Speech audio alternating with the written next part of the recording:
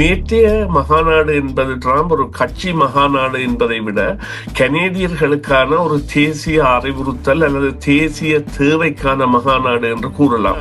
கட்சி பலம் பெற்றிருக்கின்றதா என்றால் கட்சி ஒரு வரலாற்றை படைத்திருக்கின்றது. 86% வாக்குகளால் வரலாறு காணாத வெற்றி என்று இதனை குறிப்பிட வேண்டும் என்றால் மாக்காணி அவர்கள் வெற்றி பெற்றதானது நிச்சயமாக ஒரு ஆரோக்கியமான விடயமாக பார்க்கப்படுவது. அதற்கு பொருளாதார வல்லுநர் எவ்வாறு ஒரு விடயத்தை திசை திருப்பலாம் என்பதற்கு நேற்றைய அவரது உரையின் பொழுது அவர் குறிப்பிட்ட அந்த கார்பன் வரியை தான் நீக்கி விடுவேன் என்பது இவர்கள் இவ்வளவு காலமும் செலவழித்த மில்லியன் டாலர்கள் விளம்பரம் என்பது ஒரு தூசு தட்டப்பட்டது போல தூசு தட்டப்பட்டு அவர் இனி அந்த அடைமொழிக்கு பொருந்துவர் அல்ல, அவர் அந்த அடைமொழியிலிருந்து விடுபட்டவராக மாற்றப்பட்டிருக்கின்றார். மாகாணி வந்தால் தங்களுடைய ஆட்சி என்பது அமையப்பெறாது என்பது அவர்களுக்கு தெரிந்திருக்கின்றது. அதனை அந்த பட்டவர்த்தனமாக நேற்று மாகாணி கூட தனது ஆளுமை மிக்க உரையின் பொழுது கூறியிருந்தார்.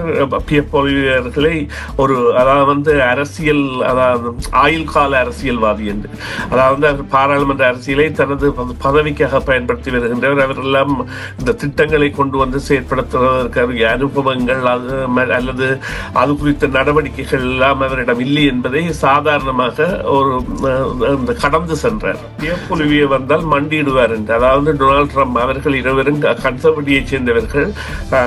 அது மக்களுக்கு தெரிந்திருக்கின்றது. பியப்பொலிவியர் அவர்கள் பிரதமராக வந்தால் அவர் அமெரிக்காவிடம் டொனால்ட் ட்ரம்பிடம் மண்டியிட்டு விழுந்து விடுவார் என்று.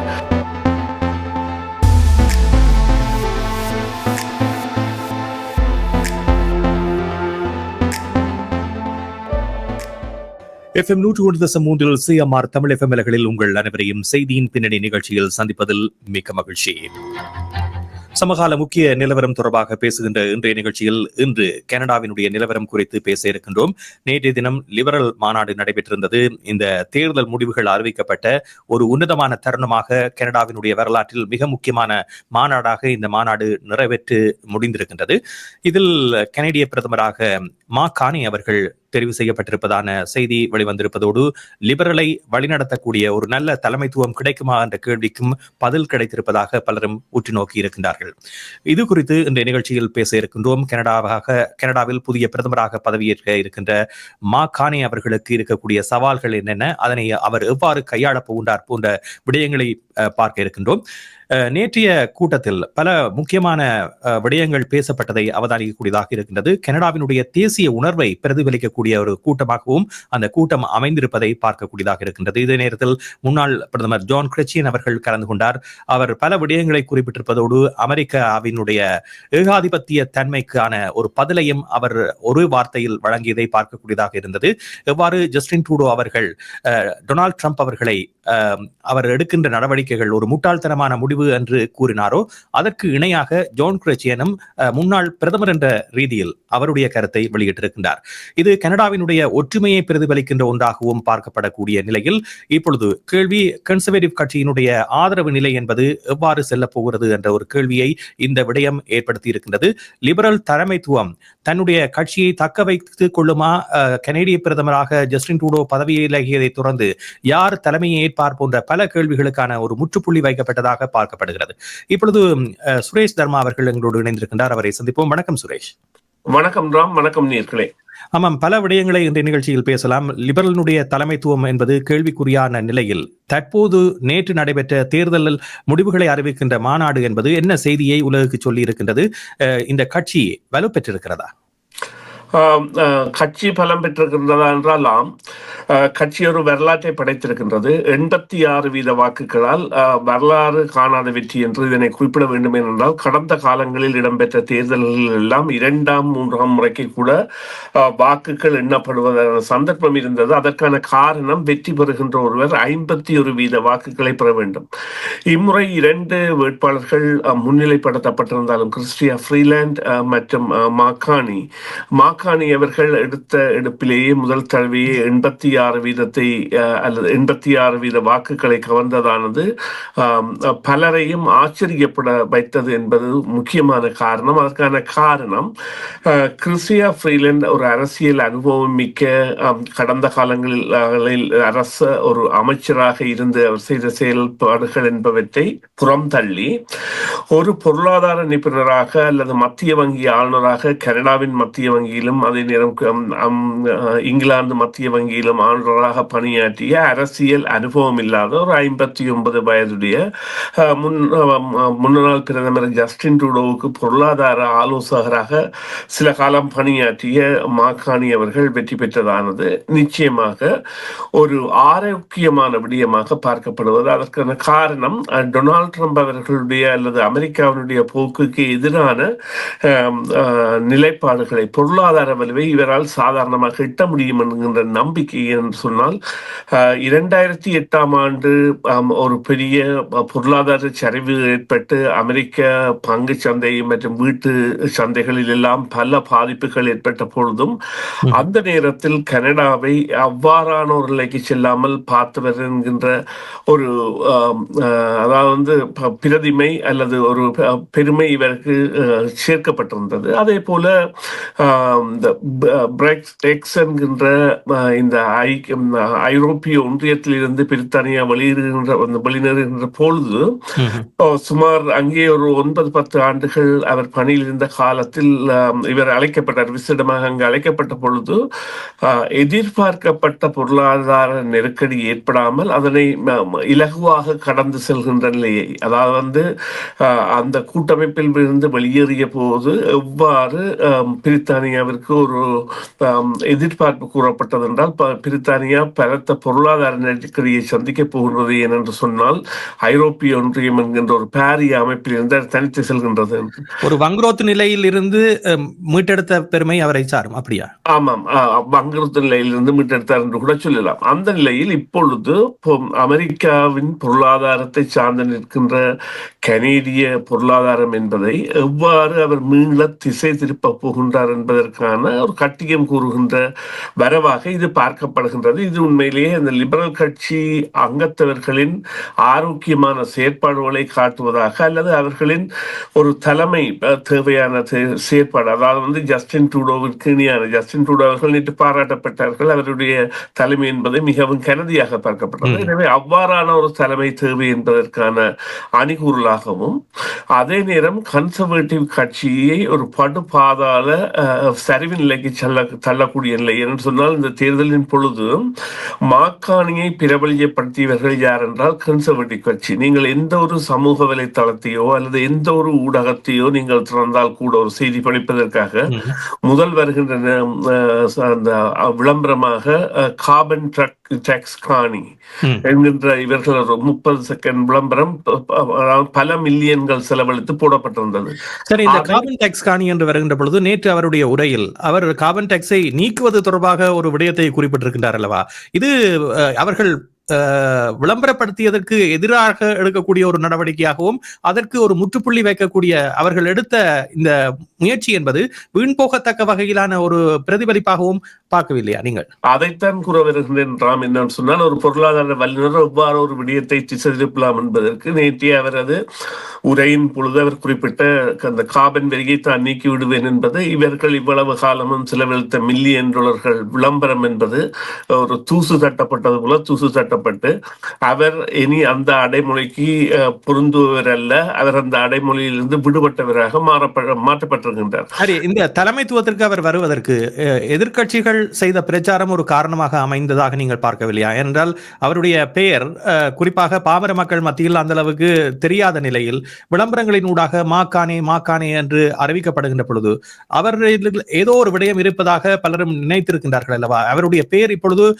கனேடிய தேசிய மட்டத்தில் எங்கும் பரவக்கூடிய வகையில் அதற்கு ஒத்தாசையாக இவர்களுடைய விளம்பரம் இருந்திருக்கிறதா? இல்ல அது அவ்வாறுதான் செயற்பட்டிருந்தது. இவர்கள் அதாவது வந்து முன் உதாரணம் இல்லாத, அனுபவம் இல்லாத ஒரு war room என்றார்கள். ஒரு அரசியல் தலைவருக்கு அவருடைய பின்பணியில் இருக்கின்ற அவருடைய ஆலோசனை குழு என்பது இந்த விவகாரத்தை சரியாக கையாளவில்லை. அவர்கள் அதாவது சிறுபிள்ளைத்தனமாக கையாண்டிருக்கின்றார்கள். அவர்களுடைய எதிர்பார்ப்பு அதாவது கனடா ஒரு கட்சி தேர்தல், இது லிபரல் கட்சிக்குரிய தேர்தல். லிபரல் கட்சிக்குரிய தேர்தலின் போது இன்னார் வரக்கூடாது லிபரல் கட்சியின் தலைவராக என்று கன்சர்வேட்டிவ் கட்சி விரும்புகின்ற அளவிற்கு மாகாணியின் பங்கு இருந்திருக்கின்றது, அரசியல் அனுபவம் இல்லாத ஒருவராக இருந்து கூட. எனவே அவர்கள் இந்த தேர்தலில் முக்கிய பங்கு ஆற்றி இருக்கின்றார்கள். அதாவது வந்து மாகாணி வந்தால் தங்களுடைய ஆட்சி என்பது அமையப்பெறாது என்பது அவர்களுக்கு தெரிந்திருக்கின்றது. அதனை பட்டவர்த்தனமாக நேற்று மாகாணி கூட தனது ஆளுமை மிக்க உரையின் பொழுது கூறியிருந்தார். பியப்பொழியர்களை ஒரு அதாவது வந்து அரசியல், அதாவது ஆயுள் கால அரசியல்வாதி என்று, அதாவது அவர் பாராளுமன்ற அரசியலை தனது பதவிக்காக பயன்படுத்தி வருகின்றவர். அவரெல்லாம் இந்த திட்டங்களை கொண்டு வந்து செயற்படுத்துவதற்கு அனுபவங்கள் அல்லது அது குறித்த நடவடிக்கைகள் எல்லாம் அவரிடம் இல்லை என்பதை சாதாரணமாக ஒரு கடந்து சென்றார். சரி, இப்பொழுது கன்சர்வேட்டிவ் கட்சியினுடைய இந்த தேர்தல் கொள்கைகள் போதிய அளவு விளக்கம் இல்லாமலும் வெளிப்படையான தன்மை இல்லாமலும் இருப்பதாக மக்கள் கூறுகிறார்கள். இந்த நிலையில் தொடர்ந்து இவ்வாறான ஒரு போட்டி கனதியாக இருக்கின்ற பொழுது தொடர்ந்தும் இந்த கொள்கைகளிலும் அதே நேரத்தில் கன்சர்வேட்டிவ் கட்சி எடுக்கக்கூடிய நடவடிக்கைகள் என்ன என்பதில் காத்திரமான வெளிப்பாடான ஒரு விடயத்தை மக்களுக்கு தெரிவிக்காத விடத்து இவ்வாறான பாதிப்புகள் ஏற்படும். இந்த தேர்தல் நிலை என்பது எப்படி இருக்க போகிறது?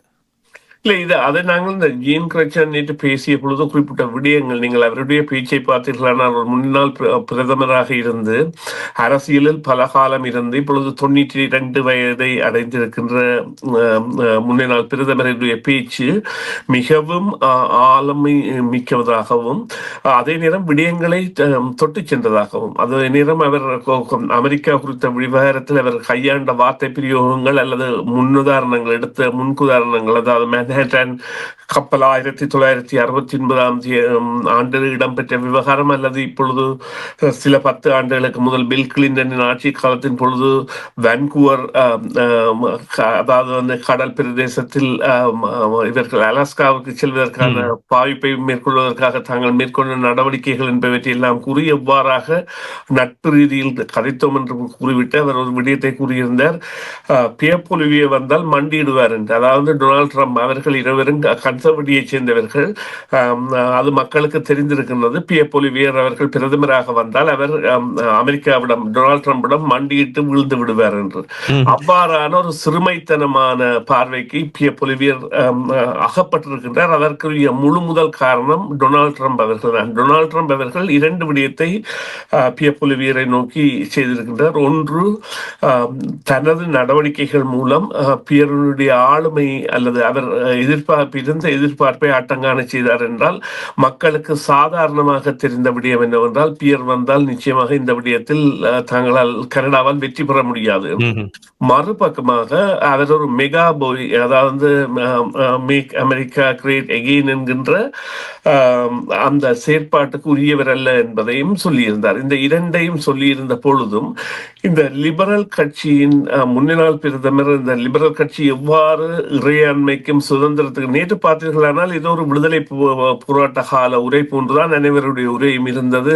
அதோடு தேர்தல் பிரச்சாரமாகவும் அது மாறிவிட்டதை பார்த்தோம்.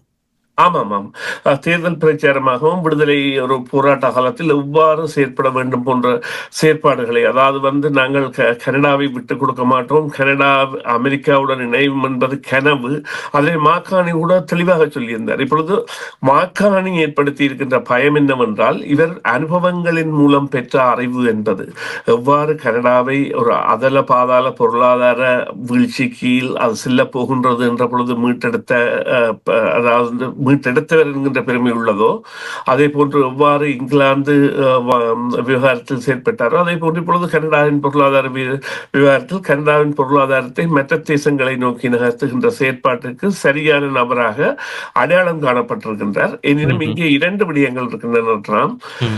முதலாவது, இவர் ஒரு பாராளுமன்ற உறுப்பினர் அல்ல. எனவே இப்போ பிரதமருடன் கதைத்து ஜஸ்டின் ட்ரூடோவுடன் கதைத்து இவர் பிரதமராக வருவதை தடுப்பதற்கான சட்ட மூலங்கள் எதுவும் இல்லை.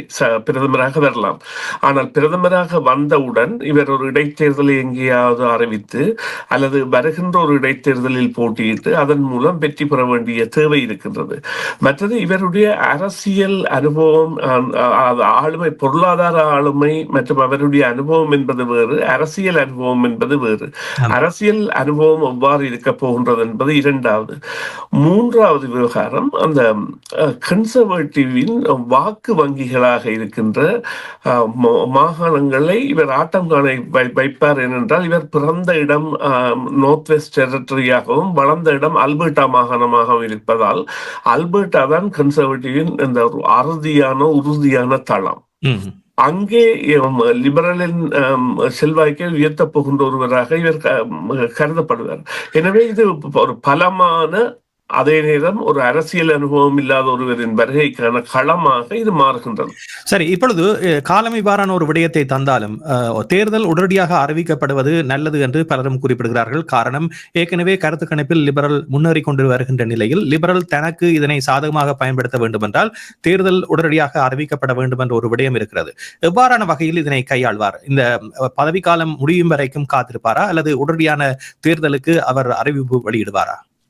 அது அவருடைய தயார்படுத்தல் அல்லது அவருடைய அமெரிக்கா தொடர்பான செயற்பாடுகளில் எவ்வாறான அறுதி தனக்கு தேவை என்பதை பொறுத்துத்தான் இருக்கும். என்று சொன்னால் அமெரிக்க விவகாரங்கள் தொடர்ச்சியாக செல்ல போகின்ற ஒரு விவகாரம். குறிப்பாக முதல் வாரத்தில் இது ஒரு பகுதியாக எடுத்தாலும் இப்பொழுது இது அந்த பகுதி என்கின்ற நிலையை கடந்து மேலதிகமாக சென்று விட்டது என்பதைத்தான் இவர்களுடைய ஆளுமை உரைகளிலேயே கனடா இறுதி வரை உங்களுடைய மாகாணமாக வராது, மற்றது ஜீன் கிரட்சியான் சொன்னது, நானும் ஒரு வயதானவர் அவரும் ஒரு வயதானவர், டொனால்ட் ட்ரம்பும் ஸ்டாப் திஸ் நான்சென்ஸ், இப்படியான செயற்பாடுகளை எடுக்க முன்வராது என்கின்ற வார்த்தை பிரயோகங்கள் எல்லாம் மேற்கொண்டது. இவர்களுக்கு மக்களின் தேவை என்பது அல்லது அறுதி பெரும்பான்மையை பெற வேண்டிய தேவை என்பதை சில வேளைகளில் முன்னேயே கொண்டு செல்லலாம். அவ்வாறு கொண்டு செல்கின்ற பொழுது தேர்தல் ஜூன் மாதம் நடப்பதற்கு பதிலாக முதல் கூட நடைபெறலாம். சரி, இப்பொழுது ஜான் கிரச்சியன் கூறிய ஒரு விடயம், அதாவது வரிகளை தொடர்ந்து விதிக்க வேண்டும், அந்த வரிகளின் ஊடாக வருகின்ற பணத்தை கொண்டு உட்கட்டமைப்புகளை கனடா மேம்படுத்த வேண்டும், இனிமேலும் அமெரிக்காவில் தங்கியிருக்க கூடாது என்ற ஒரு செய்தியை குறிப்பிட்டிருக்கிறார். இது தனது ஆலோசனை என்றும் குறிப்பிட்டிருக்கின்றார். இந்த விடயத்தை பற்றி நீங்கள் என்ன நினைக்கின்றீர்கள்? நிச்சயமாக அவர் குறிப்பிட்ட விடயங்களில் இவ்வாறான விவகாரங்கள் எவ்வாறு செயல்பட போகின்றது என்றால், வரிகள் அமெரிக்காவிற்கு விதிக்கப்படுகின்ற போது அமெரிக்கர்களால் அது செலுத்தப்படும். அது நிச்சயமாக அவர்களிடையே ஒரு பாதக தன்மையை ஏற்படுத்தி கனடாவிற்கான சாதக தன்மையை ஏற்படுத்தும். அதே நேரம் உள்ளூர் வகையிலான செயற்பாடுகளையும், குறிப்பாக அவர் குறிப்பிட்ட விடயம் ஒன்று, அல்பர்டாவில் இருந்து கியூபெக் மாகாணத்திற்கு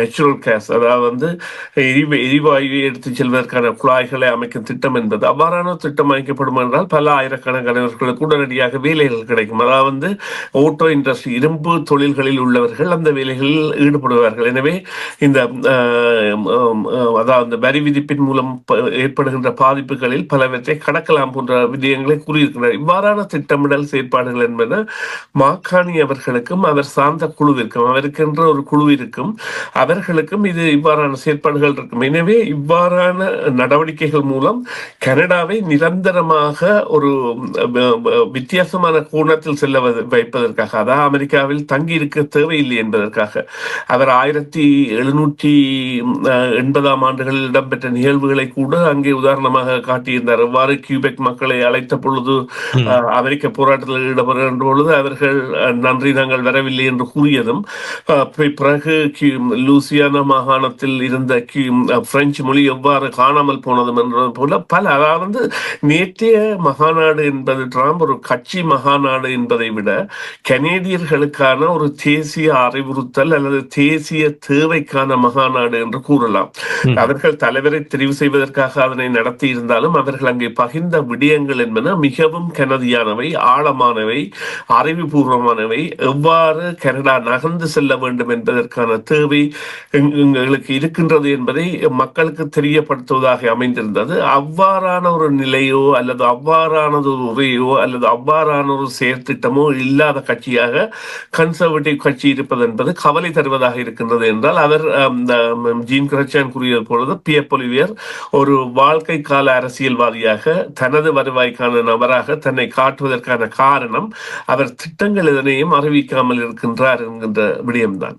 சரி, இந்த அங்கத்தவர்களை பொறுத்தவரையில் மாக்கானே கூடுதலான அங்கத்தவர்களை சேர்த்திருக்கின்றார். கடந்த காலங்களில் லிபரல் கட்சியில் ஏனையவர்கள் சேர்த்ததை காட்டிலும் ஒரு குறிப்பிட்ட காலத்துக்குள் எண்ணிக்கையின் அடிப்படையில் பார்க்கின்ற பொழுது கூடுதலானவர்கள் இணைந்திருக்கின்றார். இதற்கான காரணம் என்ன? இதற்கான காரணம் ஒன்று, அதாவது திட்டமிட்ட பிரச்சார ஒரு கட்சி நடவடிக்கை என்று வருகின்ற பொழுது அங்கே பணம் பத்தம் செய்யும். இவ்வாறான அங்கத்தவர்களை உள்நுழைப்பதும் அவர்களுக்கான பிரதிநிதித்துவம், இங்கே லிபரல் கட்சியின் தேர்தலுக்கு ஒரு பொறிமுறை இருக்கின்றது. அந்த பொறிமுறையின்படி ஒவ்வொரு தொகுதிக்கும் எத்தனை பேர் என்கின்ற நிலைப்பாடெல்லாம் இருக்கின்றது. அந்த தொகுதியின் அங்கத்தவர்களை பொறுத்து பிரதிநிதிகள் வருகின்ற தொகுதி மற்றும் அவர்களுடைய இதர பாகங்களில் இருந்து வருகின்ற நிலைப்பாடுகள் என்பன எல்லாம் இருக்கின்றன. இந்த விவகாரங்களில் நிச்சயமாக இவர்கள் அந்த கட்சியின் தொகுதி குழுக்கள் மாக்காணியின் ஆதரவு குழுக்களாக இருந்திருக்கின்றன என்பதுதான் இங்கே அறியப்படக்கூடிய உண்மை. என்றால் அவ்வாறு இல்லாத இடத்து மாக்காணியால் இவ்வாறான ஒரு இலகு வெற்றி, அதாவது நீங்கள் கனடாவில் லிபரல் கட்சிக்கு எதிரான ஊடகங்கள் என்பன எப்பொழுதும் நடுநிலையானவை அல்ல. கனடாவில் கூட 2 கட்சிகளுக்கும் ஆதரவான ஊடகங்கள் இருக்கின்றன. அதில் கன்சர்வேட்டிவ் கட்சிக்கு ஆதரவான ஊடகங்களாக நாங்கள் நேஷனல் போஸ்ட் மற்றும் சன் போன்றவற்றின் செய்தி பரிமாற்றங்களை பார்க்கலாம். அவர்கள் கூட வரலாறு காணாத வெற்றி, லேண்ட்ஸ்லைட் விக்டரி என்று இவருடைய வெற்றியை குறிப்பிட்டதும், அந்த 86 வீதத்தை கலந்திருக்கிறார் என்றது குறிப்பிட்டதும், எவ்வாறான பிரச்சாரங்களை இவர்கள் செய்திருக்கின்றார்கள் என்பதை காட்டுகின்றது. அதை இவர்கள் அடிமட்டம், அதாவது கிராஸ் ரூட் எனப்படுகின்ற அடிமட்ட தொண்டர்கள் அல்லது தொகுதிகளின் இந்த இயக்குனர் சபை அல்லது அந்த தொகுதிகளின் தலைமைகளை தங்கள் வசமாக்கி இருக்கின்றார்கள். சரி, நன்றி. நிகழ்ச்சியில் கலந்து கொண்டமைக்கு. புதிதாக பதவியேற்கின்ற மாக்கானே அவர்களுடைய செயற்பாடுகள் எவ்வாறு இருக்க போகின்றன என்பது பற்றிய விவரங்களை வரும் நாட்களில் நாங்கள் அறிந்து கொள்ளலாம். நிகழ்ச்சியில் கலந்து கொண்ட சுரேஷ், உங்களுக்கு நன்றி. மீண்டும் சந்திப்போம். நன்றி ராம். நன்றி நேயர்களே. மீண்டும் ஒரு பொழுதில் சந்திப்போம். நன்றி. நன்றி. சிஎம்ஆர் யூடியூப் சேனலில் இணைந்திருக்கும் நேர்கள் அனைவருக்கும் எமது நன்றி. காமெண்ட்ஸ் பகுதியில் உங்கள் கருத்துக்களை தெரிவிக்க தவறாதீர்கள். முக்கிய செய்திகள், காணொளி தொகுப்புகள், நேர்காணல் என பலதரப்பட்ட அம்சங்களையும் உங்களுக்காக தருகின்றது சிஎம்ஆர் யூடியூப் சேனல். சிஎம்ஆர் என்று சர்ச் செய்து எமது யூடியூப் சேனலை சப்ஸ்கிரைப் பண்ணுங்கள். உங்கள் உற்றார் உறவினர் நண்பர்களோடும் இந்த காணொளி தொகுப்புகளை பகிர்ந்து கொள்ளுங்கள். அருகில் இருக்கின்ற முக்கிய காணொளி தொகுப்புகளையும் தவறவிடாமல் பாருங்கள்.